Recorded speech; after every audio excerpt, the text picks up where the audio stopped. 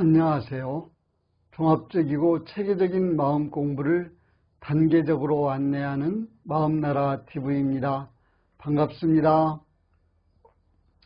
저는 지난해 연말에 마음 공부 교재로 사용하기 위해 마음 공부를 디자인하다를 책으로 펴내면서 앞부분에 4장의 도표를 그려 종합적이고 체계적인 마음 공부를 단계적으로 훈련시키는 원불교 마음 공부를 설명하였는데, 이번에 이 4장을 한 장으로 정리하여 도표를 다시 그렸습니다. 오늘은 원불교 마음 공부를 한 장으로 디자인한 도표를 가지고 종체단 마음 공부 프로그램인 마음 공부하는 길에 대하여 살펴보고자 합니다. 마음 공부를 설명하는 틀로 마음 공부를 구성하는 요소를 살펴보면 그 요소는 공부인과 공부심, 공부법 그리고 공부길 4가지입니다. 마음 공부하는 공부인이 공부심을 가지고 공부법을 배우고 익혀서 공부길을 따라 공부하는 것으로 구성되어 있는데요. 여기에 마음에 관한 기본적인 이해인 마음의 변화와 성질이 윗받침되면 될 것입니다. 누구나 산에 오르려면 크고 높은 산이거나 낮은 산이거나 먼저 그 산의 등산로가 있는 지도를 구해보고 어떻게 오를 것인지 방법을 생각하게 되는데, 우리는 이것을 그 산에 대하여 공부한다고 말합니다. 우리가 그 산에 대하여 공부하는 것과 그 산을 오르는 것은 다르듯이 마음 공부도 마찬가지로 마음 공부하는 방법을 공부하는 것과 프로그램에 따라 실제로 마음 공부를 하는 것은 다릅니다. 마음 공부하는 공부법이나 프로그램을 배우는 데서 그치는 것이 아니라 실제로 마음 공부를 하는 것이 중요합니다. 아무리 마음 공부하는 방법을 종합적이고 체계적으로 잘 배우고 단계적으로 실행하는 프로그램이 있다 하더라도 이론을 배우는 데 머물고 실제로 마음 공부를 하지 않는다면 과일나무가 꽃은 화려하나 결실이 없는 것과 같다 할 것입니다. 마음 공부 프로그램에는 공부인을 소에 비유한 마음속 길들이기와 공부인을 환자에 비유한 마음병 치료하기와 마음에 난리가 일어난 마음난리 평정하기, 그리고 마음을 밭에 비유하여 개발하고 농사짓는 마음밭 개발하기 4가지가 있습니다. 이 4가지 모두 소태단 대종사께서 직접 하신 법문으로 대종경 수행품에 게재되어 있는데, 이론에 그치지 않고 실제로 마음 공부를 할 수 있도록 안내하고 있습니다. 이 4가지 공부길은 마치 등산하는 사람이 등산로를 따라 산 정상에 오르듯이 마음 공부하는 길이 되어 따라서 하면 목적을 이룰 수 있게 될 것입니다.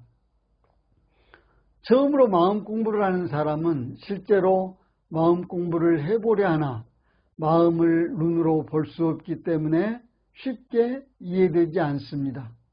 보이지 않는 마음을 공부하는 것이 눈에 들어오지 않아 파악되지 않는 점을 극복하여 이 4가지 공부길은 마음 공부를 시각적으로 이해할 수 있게 하여 마음 공부를 쉽게 이해하고 학습하며 익히고 실행할 수 있도록 제시한 탁월한 방법이라고 생각합니다.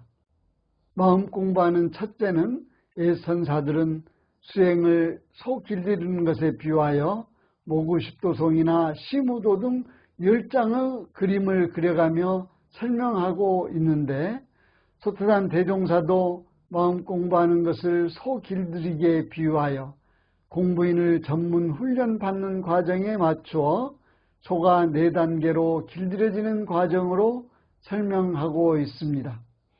첫 단계는 공부인이 세상에서 도덕의 훈련이 없을 때로 어미져 떨어지기 전의 방종한 송아지가 자행자지로 뛰어다니는 것과 비슷하다 하였습니다. 둘째 단계는 훈련을 받으러 훈련원에 입소하면 젖된 송아지가 말뚝에 매달려 과거 습관이 떨어지지 않아서 힘들어하는 때입니다. 셋째 단계는 시간이 지나 훈련을 받기 시작하여 소가 차차 길들어 안심을 얻어가는 때입니다. 넷째 단계는 전문 훈련을 지속하여 받아서 길 잘 든 소가 되는 과정으로 나누어 볼 수 있습니다. 마음 공부하는 두 번째 공부길은 공부인이 전문 훈련을 받는 것은 마치 환자가 병원에 입원하는 것과 같은데 사람의 육신에 병이 생기면 병원에서 의학으로 치료하게 되는 것처럼 마음에 병이 생기면 도가에서 도덕으로 치료하게 된다 하였습니다. 그러므로 부처님을 의왕이라 하는 것처럼 그 교법을 약제라 하고 교당을 병원이라 하였습니다. 그러나 세상 사람들은 육신의 병은 병으로 알고 시간과 돈을 들여 치료에 힘쓰지만은 마음의 병은 병인 줄도 모르고 치료할 생각을 내지 않는 것이 문제입니다. 그런데 육신의 병은 아무리 중하다 하여도 그 고통이 일생에 그칠 것이나 마음의 병은 치료하지 않으면 영원한 세상의 죄고 씨앗이 될 수 있다 하였습니다. 그러므로 공부인은 의술과 약재를 배우고 익혀서 마음병 치료의 정성을 다해야 할 것입니다. 세 번째 공부길은 소태단 대종사는 훈련받고 있는 대중에게 우리의 공부법은 난리 세상을 평정할 병법이요 그대들은 그 병법을 배우는 훈련생과 같다 하였는데 여기에서 마음나라는 원래 온전하고 평안하며 밝고 깨끗한 것이나 욕심의 마군을 따라 어둡고 탁해지며 복잡하고 요란해졌다고 설명하고 있습니다. 지금 제가 운영하는 유튜브 채널 이름으로 사용하고 있는 마음나라 TV도 여기에서 빌려왔습니다. 욕심으로 살아가는 우리 같은 중생들의 생활이 바로 마음 난리이며 우리의 마음 가운데 있는 마군을 항복받는 법으로 정과 해와 계를 닦으며 법과 말을 구분하는 것이 우리의 공부 방법으로 난리 세상을 평정할 병법이라 하였습니다. 개인, 가정, 사회, 국가의 크고 작은 모든 전쟁이 이 마음 난리로 발단된 것이나 세상 사람들은 이 마음 난리는 난리로 생각하지도 않아 이 세상에 반목과 갈등, 투쟁과 분쟁, 그리고 전쟁이 그칠 날이 없습니다. 그러므로 이 마음 난리는 모든 난리의 근원인 동시에 세상의 제일 큰 난리가 되므로 이 난리를 평정하기 위하여 정과 해를 부지런히 닦고 계율을 죽기로서 지켜야 합니다. 여기에서 정과 해와 계율은 수양과 영과 취사를 의미하는 우리의 사막에 해당합니다. 넷째 공부길은 본래 분별과 주착이 없는 우리의 성품에서 선악간 마음 일어나는 것이 마치 저 밭에서 여러 가지 농작물과 잡초가 나오는 것 같다 하여 우리 마음 바탕을 심전 곧 마음밭이라 하는데 이를 일상수행의 요법에서는 심지라고 하고 있습니다.